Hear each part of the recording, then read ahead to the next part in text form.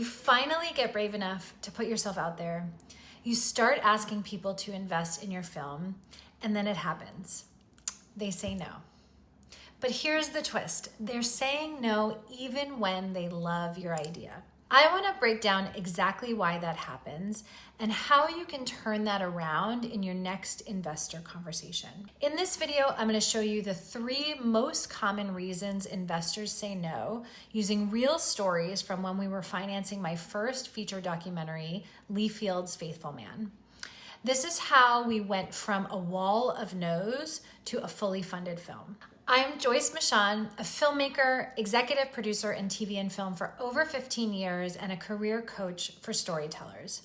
I've been a showrunner and EP on popular shows like 90 Day Fiancé, Chow House for the Food Network, and I've made my own indie features.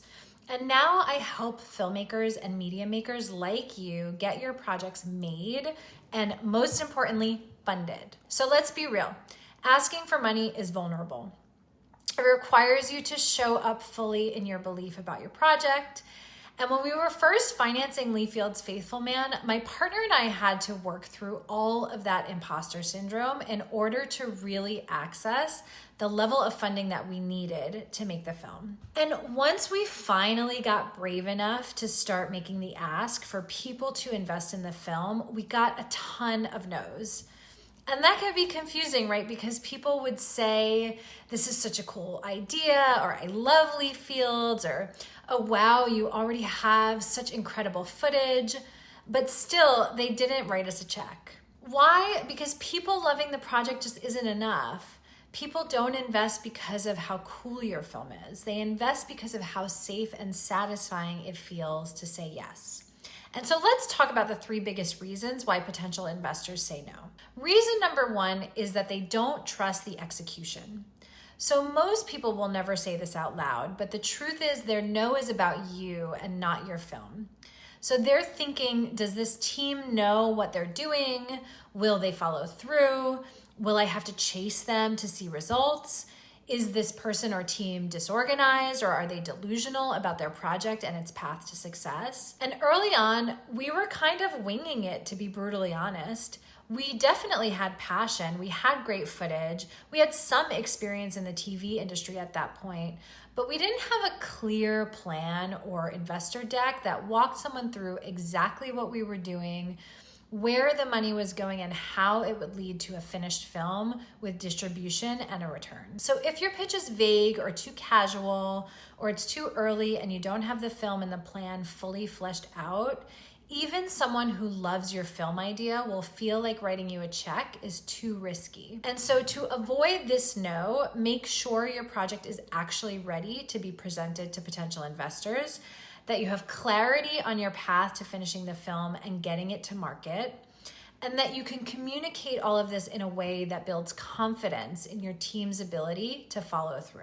Reason number 2 is they don't see what's in it for them. And here's a hard truth. Investors aren't doing this as a favor. Even if they love the story, even if they want to support you, they're still subconsciously asking, what do I get out of this? And when we were pitching Lee Field's Faithful Man, I learned that each potential investor had a different motivation. Some wanted to support the arts, some wanted to support us as filmmakers, some wanted visibility in the film industry.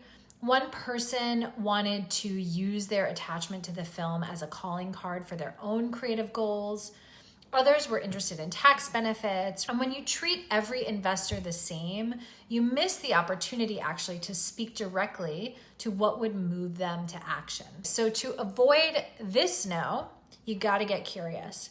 Ask what they care about. Access, impact, prestige, profit, and speak directly to that in your pitch and your follow-up. Reason number 3, the timing feels off. So even if they trust you, even if they're interested, sometimes it's just not the right moment.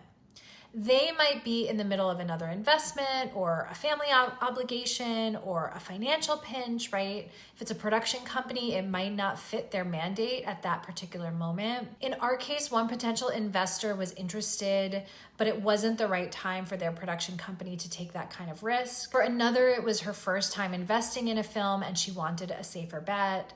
So for some of the earlier conversations we had, it was clear that we weren't ready. That's another thing. It was too early in the process for us to have real clarity on the story of the film.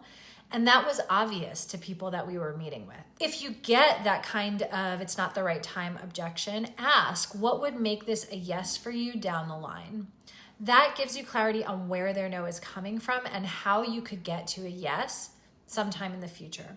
And follow-up matters. Sometimes a no really is just a not yet. And here's something I want you to remember.